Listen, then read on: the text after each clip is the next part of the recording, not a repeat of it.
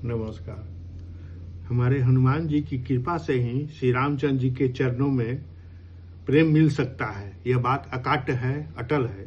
अतः सर्वप्रथम हनुमान जी की आराधना जरूरी है। आइए हम हनुमान जी की चर्चा करें। हनुमान जी के विषय में श्री मदार शंकराचार्य ने हनुमंत पंचरत्न के नाम से 5 श्लोक रचे हैं, जिसका प्रथम श्लोक मैं कह रहा हूँ। दूरीकृत सितार्थी प्रकटीकृत राम वैभव स्फूर्ति दारित 10 मुख कीर्ति पुरतो मम भातु हनुमतो मूर्ति। अर्थात श्री राम नाम के स्मरण मात्र से ही हनुमान जी ने माता सीता का दुख दूर किया, श्री राम महिमा को व्यक्त किया, श्री राम के वैभव को प्रकट किया, श्री राम नाम जप की महिमा से समुद्र को पार किया और अंत में लंका प्रवेश के समय समुद्र पर पुल बांधकर सुगमता से सेना के साथ लंका में प्रवेश किया तथा रावण की कीर्ति पताका को ध्वस्त किया। ऐसे हनुमान जी का श्री विग्रह सामने सुशोभित हो। श्री राम भक्त हनुमान जी सर्वगुण संपन्नता के कारण नवदा भक्ति में दास्य भाव के सर्वश्रेष्ठ परम भक्त माने जाते हैं। श्री हनुमान जी को यह निश्चित धारणा है कि भक्ति स्वतंत्र है, उसे किसी अवलंब की आवश्यकता नहीं होती। ज्ञान विज्ञान सभी उसके अधीन है, इसलिए उन्होंने ज्ञान साधन के अधिकारी होते हुए भी अनन्य भक्ति का आश्रय लिया। ज्ञानी भक्त मोक्ष चाहता है, किंतु भगवत भक्त मोक्ष न चाहकर सहज स्नेह अनपायनी भक्ति का इच्छुक होता है। इस दृष्टि से भक्त का शरीर बना रहना आवश्यक है। बिना शरीर के भक्ति नहीं हो सकती। ज्ञान योग से बोध की प्राप्ति होती है और भक्ति योग से प्रेम की। अपने आप को पूर्णतया भगवान को समर्पित कर देना, उनके मनोभाव, प्रेरणा अथवा आज्ञानुसार प्रेम पूर्वक उनकी सेवा करना, उन्हें निरंतर सुख पहुंचाना और बदले में कुछ न चाहना, यही भक्ति का स्वरूप है। यह बात प्रसिद्ध है, जो व्यक्ति जिस देवता में अनन्य भक्ति करता है उसमें उस देवता के गुण आ जाते हैं। गीता में भगवान श्री कृष्ण ने अनन्य भक्ति के 5 साधन बताए हैं।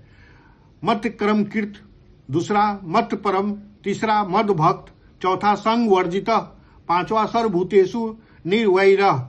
इनमें से किसी एक का आश्रय ग्रहण कर लेने से शेष 4 साधन स्वतः सिद्ध हो जाते हैं और भगवान की भक्ति प्राप्त हो जाती है। पहला मत क्रमकृत का मतलब समस्त कार्यों को भगवान के अर्पित कर देना, अर्थात मन बुद्धि से भगवान के अर्पित होकर कार्य करने का।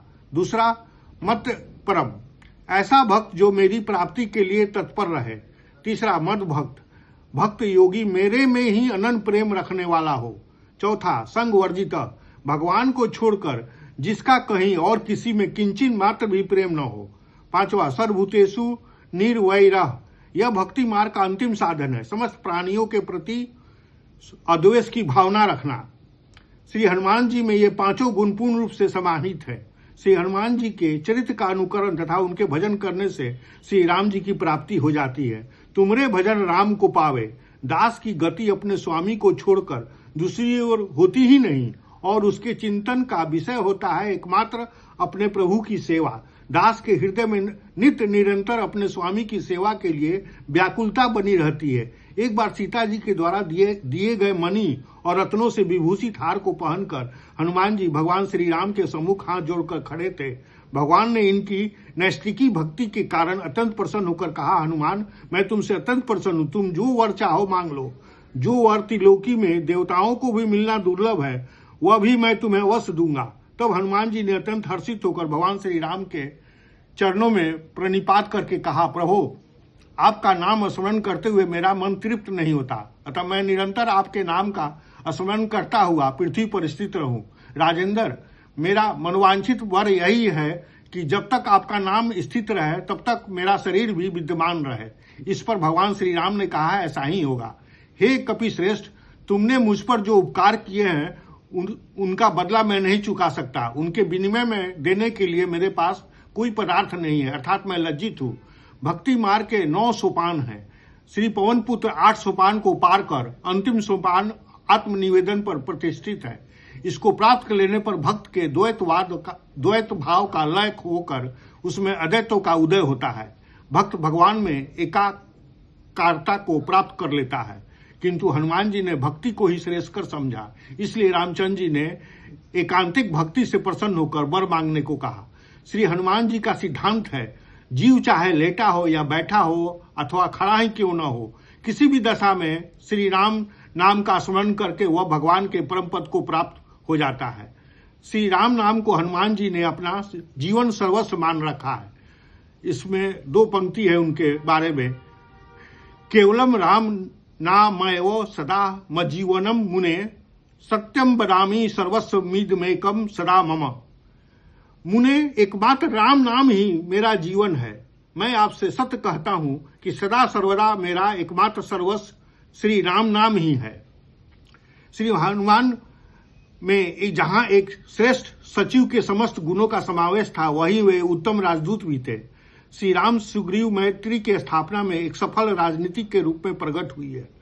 यदि सुग्रीव को विपन्नावस्था में हनुमान जैसे मंत्र कुशल, दूरदर्शी, नीतिज्ञ, मेधावी, सूरवीर और राजनीतिक मंत्री का सानिध्य प्राप्त नहीं होता, तो हम कल्पना भी नहीं कर सकते कि कभी स्वप्न में भी कि बलशाली बाली के रहते सुग्रीव को किष्किंधा का राज, अपहृत पत्नी और राज वैभव प्राप्त होता। बलशाली हनुमान जी सत्ताधिपति बाली को, जिसके साथ रहकर सभी संभव सुखों का उपभोग कर सकते थे, उसको त्याग कर सुग्रीव की रक्षा करते हैं। यहाँ हनुमान जी एक श्रेष्ठ राजदूत के रूप में श्री राम सुग्रीव में अग्नि को साक्षी दिलाकर अस्थायी मित्रता स्थापित करते हैं। श्री राम से मिलन होने के साथ ही उन्होंने अपने स्वामी श्री राम और सुग्रीव दोनों की मित्रता कराकर अपनी स्वामी भक्ति और बुद्धिमत्ता दोनों का एक साथ परिचय दिया। यदि उन्होंने ऐसा न किया होता तो न सुग्रीव का ही भय दूर हो पाता और न मां जानकी के खोज में समुचित सहायता मिल पाती। पद्म पुराण के अनुसार श्री हनुमान जी को सारी विद्याएं सिद्ध हो गई थी। वाल्मीकि ऋषि ने 5 वैशिष्ट गुण बताए हैं हनुमान जी के। पहला, ये बेजोड़ बली है, स्वर्ग के महासागर है, द्रोणाचल पर्वत उखाड़ना, सिंहिका काल ने भी अक्षय कुमार धूम्राक्ष का वध करते हैं। दूसरा, ये बड़े बुद्धिमान हैं, असीम बल के साथ अपार बुद्धि भी है, तभी तो ये नाग माता सुरसा से पार पा सके। तीसरा, ये वेश परिवर्तन में अत्यंत दक्ष है।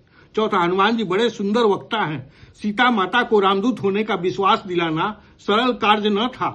पांचवा, वाल्मीकि जी ने एक सच्चे सेवक और कर्तव्यनिष्ठ सेवक का रूप दिया है। सेवा धर्म की समग्रता स्पष्ट दृष्टिगोचर होती है। सब देवताओं के वाहन होते हैं, परंतु पवन सुत के लिए उसकी अपेक्षा नहीं है। उनकी सर्वत्र अप्रतिहत गति है।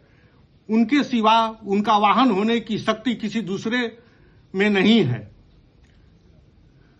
सेवा धर्म की पूर्णता के लिए यह सब अनिवार्य है।